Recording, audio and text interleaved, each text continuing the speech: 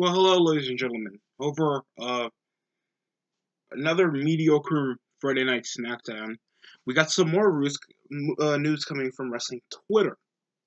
Coming over the End Men's Wrestling hashtag End Men's Wrestling, and I have to say, I've never had the most migraines of my life out of social media and pro wrestling fans over cuckold fan pages about just some female wrestlers that they wanted to jack off to on their phone and leave the jizz on the face of the picture.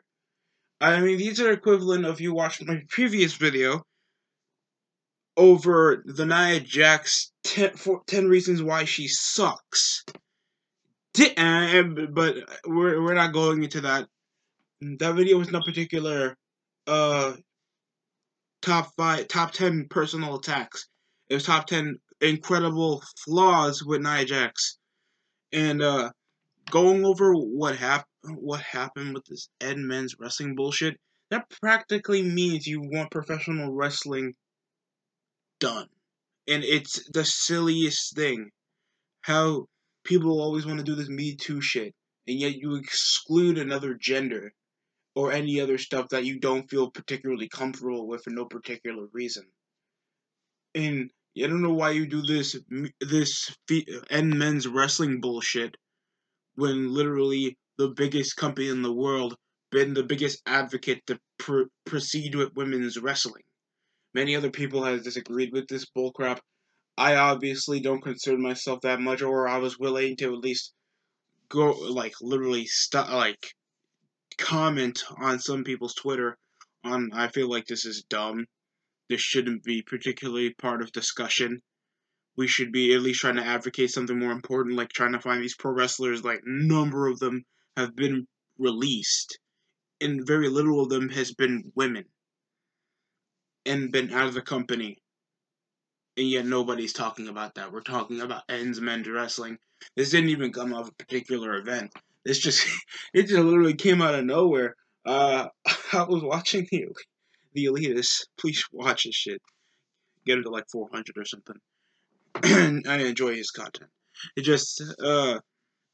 just the most weak-minded individuals going for a particular gender because they obviously know that wrestling sucks, and they go for the weakest pinpoint thing that, they're putting up, like, female workers get more, like, female workers can, get more than the male workers.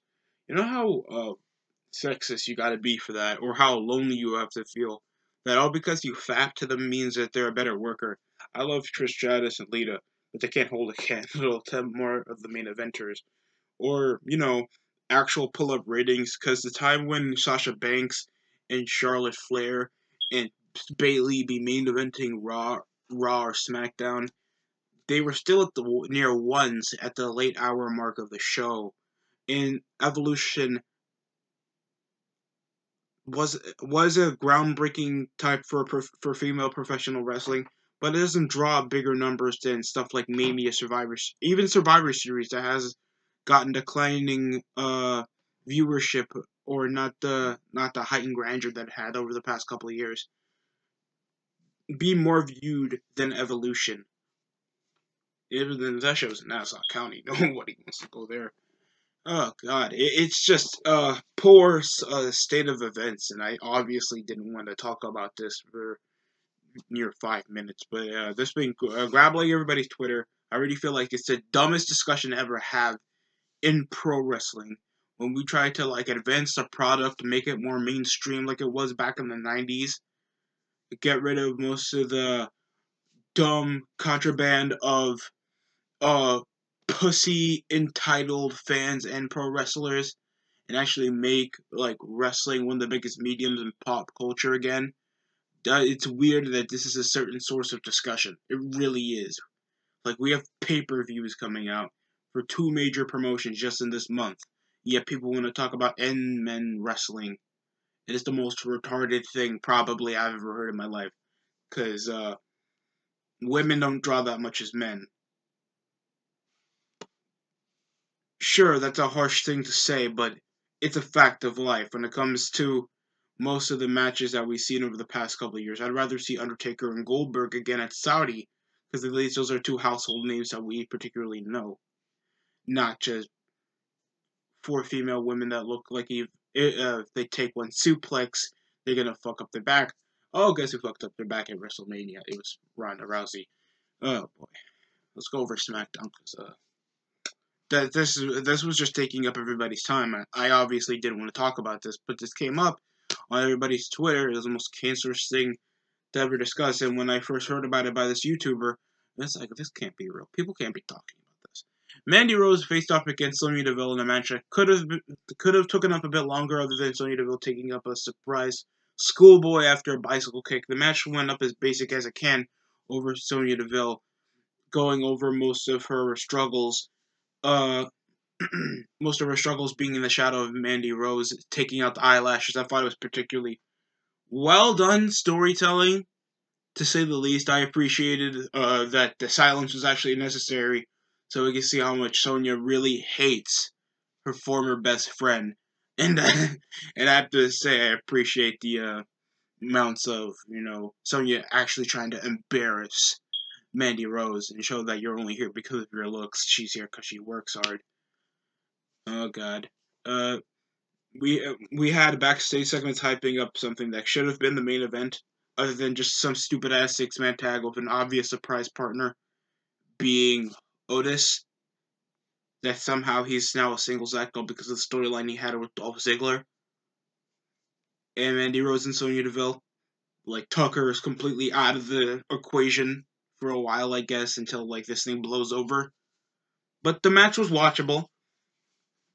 It wasn't that bad, but I thought there should be weapons and more involved. They're probably going to make this like a kickoff match or something, or just do any other desperate mid-card match to try to pull people to watch the pay-per-view other than just watch the ladder match and the Fiend and Strowman. There's not even that many matches to be particularly excited for come Money in the Bank, other than the Money in the Bank corporate ladder match and the 2 world title match defenses. I'm obviously not excited for the SmackDown Women's Championship. Becky Lynch is not on the pay-per-view for no apparent reason, even though she hasn't been in action since WrestleMania. And no mid-card championships on the line, even though Andrade's not even in the Money in the Bank ladder match like last year. So I'm not excited. There's no particular storyline that's gonna pull like anybody to watch the pay-per-view, other than just the new concept for the Money in the Bank for this year. So, that's how I feel about the pay-per-view. Will it be watched? Yes, it will, for the literally the match taking place in a goddamn building. That's a new concept. But other than that, I don't see anything else like pulling my attention. I'm not going to say that the Rollins and McIntyre match isn't going to be that bad. It is not going to be good. It's just not going to be as entertaining as it should be, because over the time, we just been saying Rollins act like chicken shit heel again, thanks he doesn't have much of his disciples with him. That is the Authors of Pain. All we saw was Buddy Murphy coming back. I'm sorry, I have to call him Murphy now, because saying Buddy makes him look like a midget that he already is. But the first match of the show, it delivered well, trying to discuss a story involving 2 friends that obviously took months in the making. So I at least appreciate WWE for trying to actually do a feud that was actually entertaining to watch on SmackDown. And that's the most positive credits I'm going to give SmackDown. I'm being really serious at this point. Next up, we have the New Day tag with the Lucha House Party against the Miz and Morrison, and the Forgotten Sons, or just white people versus minorities, or just babyface versus heels, to blow off that there's probably going to be a Fatal 4-Way tag team match for the SmackDown tag titles. Don't know why the Lucha House Party seemed to replace the Usos, that were obviously like near winning the tag titles back at the Triple Threat match from just a few weeks ago. So I don't know why they're just irrelevant to the storyline, other than just make Lucha House Party a particular threat. Now, this is the same group that goddamn had a rivalry with Lars Sullivan and they came around with goddamn pinatas entering the ring. Obviously, they stopped that because, oh, wow, we're being racist again. That's a common habit. Oh, God. But, the match was, fine. It was basic as can be, but sometimes they'll get off order because the WWE always does the same repetitious stuff because they can't think of other unique ways to actually make a match feel excited. Other than if they wouldn't do a Fatal 4-Way match, they would do like a gauntlet match if this was any other type of stipulation or something, or because WWE has lost their uniqueness and SmackDown literally ate shit. Thinks you don't have that many of particular household names. And the best thing was literally John Morrison. I think there was a snapmare that he went into a running shining wizard to the back of the head, then he does another one from the front of the face. Starship Pain that moved into a reverse Frankensteiner by Lynn Storata. The Lucha House Party literally have one of the best spots of the show. Even though I feel like they are boring, they don't have any particular personality except they're luchadors. I'm not going to say that they aren't entertaining to watch in the wrestling ring. Just why not they can just rip off the Lucha Dragon's name because Kalisto is technically still in the group. And I even though I haven't seen him in a while, it's just been Lynn Storata and Grand Metalik. Or just do anything else to make themselves pan out, or they don't even have to say anything. They can just give thumbs up or anything else. There's guys like Orange Cassidy on Dynamite that barely has a lick of words other than letting Trent and Chuck speak, and the guy just gets over off doing this. There's more stuff to do to get yourself over than just speak.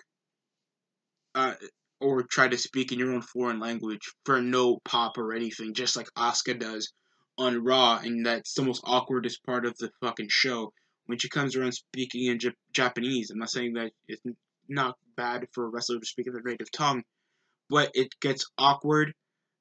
Of course, not a lot of fans are going to actually understand what the fuck she's saying. I think she's not in she's not in a Japanese promotion. She's literally in goddamn World Wrestling Entertainment. And unless, people literally get subtitles on their shit, no one's gonna be understanding what Asuka's literally saying when she's going to threaten Nia Jax or anybody else coming Money in the Bank ladder match, other than saying probably Oni-chan. And I'm not saying that because it's racist, I'm saying that because it's strictly a particular fact.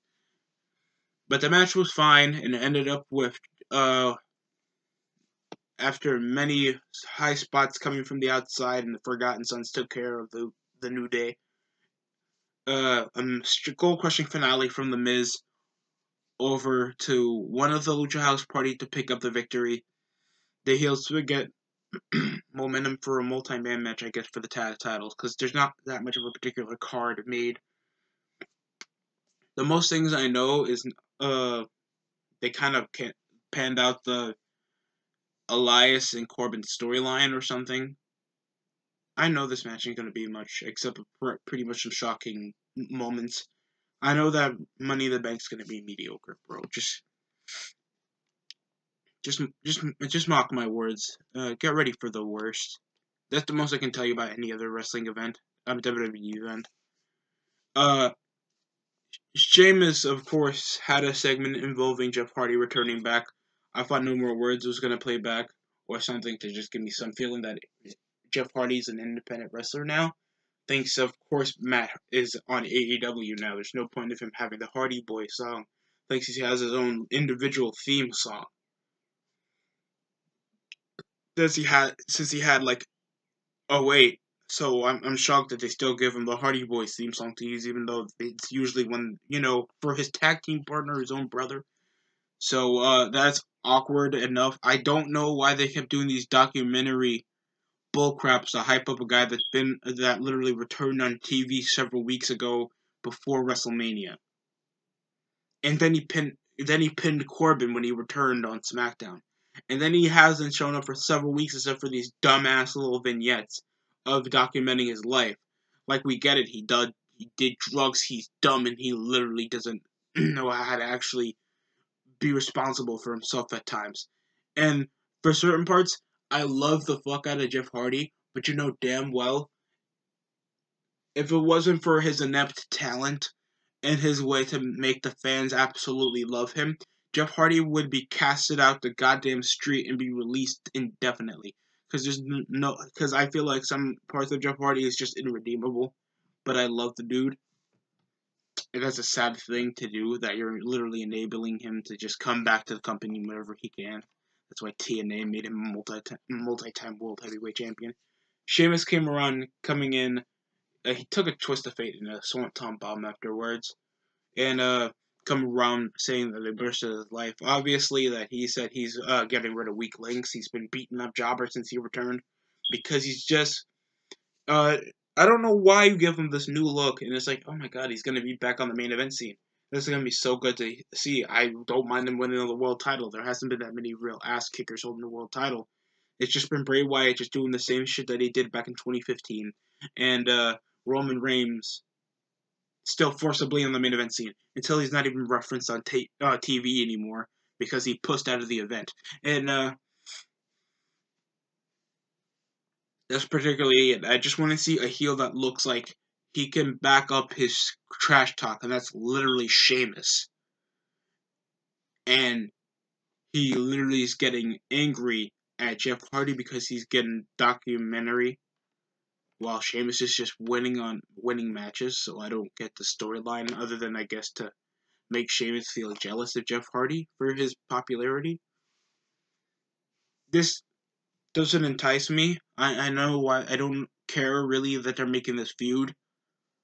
All I can understand is this is just a reason for Jeff Hardy to have a feud on TV again, I guess, because he hasn't been that much of a single star, and he had a forgettable United States Championship reign.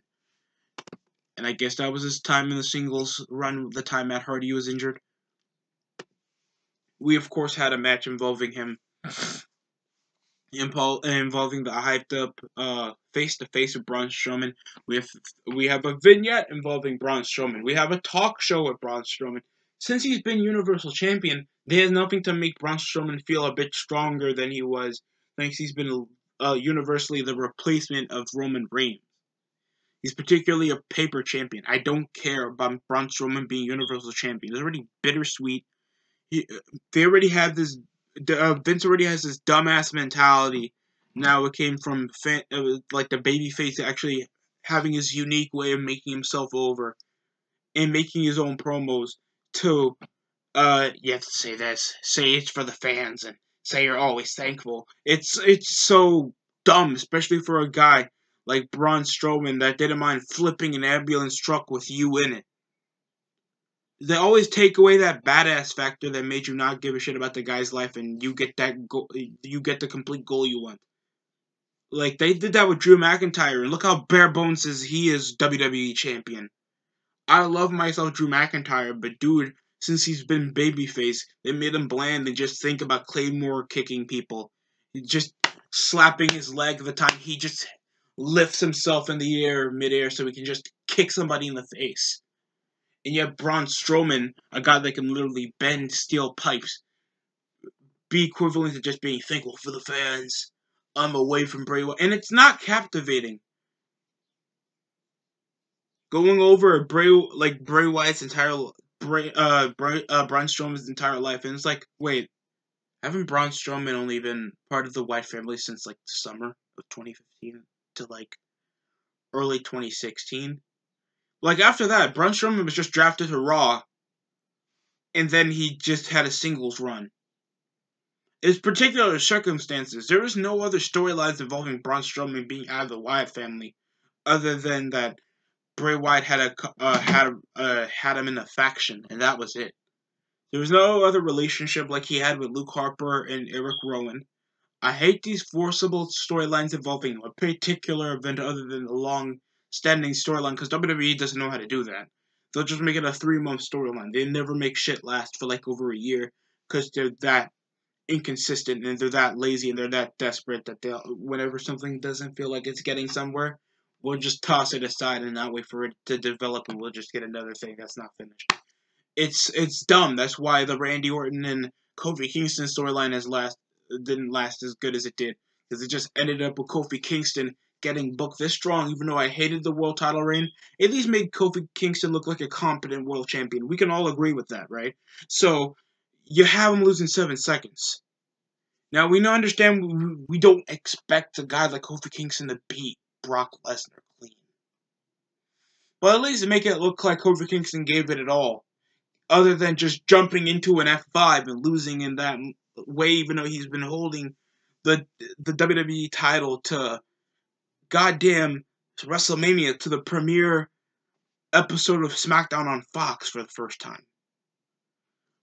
It's just dumb. WWE obviously doesn't know how to actually work with their homegrown talent or guys that they particularly want to get pushed. And that's why I feel like Braun Strowman's gonna have more of an irrelevant reign than Bray Wyatt had, getting pinned clean by Goldberg just to get Roman Reigns over. Now Strowman had to win the world title, the Universal Championship. It already still looks dumb on him because it looks like a car belt that you made. And it looks like a metal material Laffy Taffy belt that you made on Creations on 2K20. Not even the better 2K games, on 2K goddamn 20. And I uninstalled that shit as quick as you can say. Check out my my WWE 2K20 videos. I'm never doing a review on that shit ever, because I'm never wasting my energy on a game I don't enjoy playing. So that was the particular event. We of course had the Black Sheep mask. Obviously reference. I don't know how it was damaged at all, even though the guy hasn't been part of the faction for quite a minute. So it's dumb. I know they're trying to make this particular storyline to make it feel more personal, or at least make Bray Wyatt feel like he's pulling the strings and all this. It's just uncaptivating. And things Braun Strowman hasn't been particularly over since he's been with goddamn Nicholas, or the time when he was actually beating the shit out of a guy that we universally hated, like Roman Reigns back in 2017. There's literally no point of making this feud a thing. Just make Bray Wyatt just ask for the belt back. And it's literally the same thing as what they're doing on Raw. With that's your burden. A burden. I'm willing. Literally, Rollins made a promo like that, just like in the contract signing just 2 weeks ago on Raw, and Bray Wyatt does the same thing, except he has more history with Braun Strowman than Rollins does with McIntyre, and it just feels so uninspired. If you know what I'm saying, I don't care about this world title feud. Next up, we obviously had Bayley and Sasha Banks face off against Tamina and Lacey Evans in a tag team match. And if you watched my previous review, you knew that they were going to do a damn thing like this, because WWE isn't unique. They obviously think, oh, there's nothing unique to do in the wrestling business. Whoever thought that's a thing, that you can't do anything unique with entertainment, you're goddamn dumb. You are. You're either lazy, you expected the less, or you're a bitter fan that thought the Attitude Era and Ruthless Aggression Era was just the peak of creativity for wrestling. It's the peak of popularity. It isn't the peak of creativity. There's a huge difference in that. And Bayley and Sasha Banks were obviously going to have a tag team match with Tamina and Lacey Evans, thanks to Lacey Evans still has ties with Bayley, and of course Tamina has a number one contender shot that she's obviously going to lose. If they make Tamina women's champion, it's going to be dark days for the SmackDown division, for the SmackDown women's division. It's really relevant as it is, since Sasha Banks was coming back. They have done nothing particularly with her. They didn't even tease her. She literally came into like nearly turning her back on Bayley in the five-way challenge, to still making her like a meat shield or cannon fodder to protect Bayley, and it's such dumb storytelling. And watch later on in the year, because I know they're gonna do this in the summer, that we're not best friends, and you're using it's just gonna be corny stuff to watch on SmackDown. It's gonna be another reason to tune out. I wouldn't blame them. The match was as basic as it came, and it came to a women's right. A roll up, a meteor from the top rope, a surprise super kick, and a Samoan drop. I think it was broken up by Sasha. The match was as basic as it been, and I really wouldn't care who won or lost, because none of these women look like they should be built strong for anything. Bayley comes around still wearing her same wrestling gear, except instead of hugger, she just puts Bailey on it. It's already a dumb and childish name that you have the name Bailey. She doesn't even have a particular nickname like Sasha Banks has the Boss, or Tamina Snuka already writes for itself in Lacey Evans. Bailey's just named Bailey. She's literally your youngest daughter of 4. That's a name. So yeah, Tamina and Lacey Evans wins. Lacey Evans has nothing to do. She's not even in the Money in the Bank ladder match. Naomi has nothing to do, even though they've been runner-ups for the title for the last couple weeks. I mean, for the last couple months. And Naomi didn't even get a rematch for the women's title after literally losing off of a t-shirt. Like, there's no storytelling, man, and it hurts. And it hurts me. We, of course, had another backstage segment involving Daniel Bryan speaking to Otis about a Corbin promo from earlier in the night over calling him fat and what's going to be clogged more is his arteries and shit. Is the most... Corbin is so goddamn bland. It hurts. It just hurts to listen to him. Because you know damn well WWE is trying their damnedest to make him feel like he has potential to be a main eventer. When he has the promo equivalency to Ring of Honor wrestlers from the lower to mid card, it's not gonna work. He's bland. He's boring. He's been getting pushings coming into the business because he's tall and has wet hair, and that's Vince's equivalent to a main eventer. It's some status. McIntyre and Rollins have wet hair, and look how many titles they won. Corbin has now no hair. He's bland. He looks like he raped somebody the time he was working at Target, allegedly. And he is completely boring to watch in the ring. He comes around insulting everybody that's going to be in the Money in the Bank ladder match and insulting Otis after winning a qualifying match against Dolph Ziggler just a week ago at the main event of Smackdown. I didn't know why that was the main event. And they were teasing up that that somebody was gonna be the surprise partner. So obviously they were going to not tease it at the main event and just go and just make a basic promo involving like it's gonna be a surprise for you. And they could have just hyped up that it was gonna be Otis. And after what happened with Mandy Rose, it was obviously going to be Otis after Daniel Bryan. I was like, oh my god, they need a baby face. So instead of like somebody like Jeff Hardy that just returned, or something more exciting, they were obviously just doing Money in the Bank guys, and or Sami Zayn that hasn't been seen, and he's the Intercontinental Champion. So I'm shocked that hasn't vacated yet, even though he hasn't been seen since Mania. Come on, man. So the match was as basic as it could be. We had a top rope counter into a European uppercut after an enziguri from Shinsuke Nakamura and Drew Gulak. We had like so many suicide dives. Daniel Bryan was tossed outside the ring. Of course, had Otis doing shoulder tackles and crap. Oh god, I didn't care. I didn't care. The main event scene feels like a mid-card scene. Nobody feels like they stand out. Daniel Bryan just makes, like, after shortening his hair, he just looks like a borderline mid-carder now. And, the match wasn't as good as it was, except, like, Corbin's attack, and he holds up the briefcase with the ladder. These guys kept fighting for several minutes, all because there was still time left on the, on the show. And they kept fighting for a ladder, even though the match was until Sunday, except to symbolize that, oh my god, the Money in the Bank ladder match is going to be so unique. And these guys keep endorsing themselves they're going to toss themselves out the building. What the fuck is wrong with you? Why are you trying to endorse murder?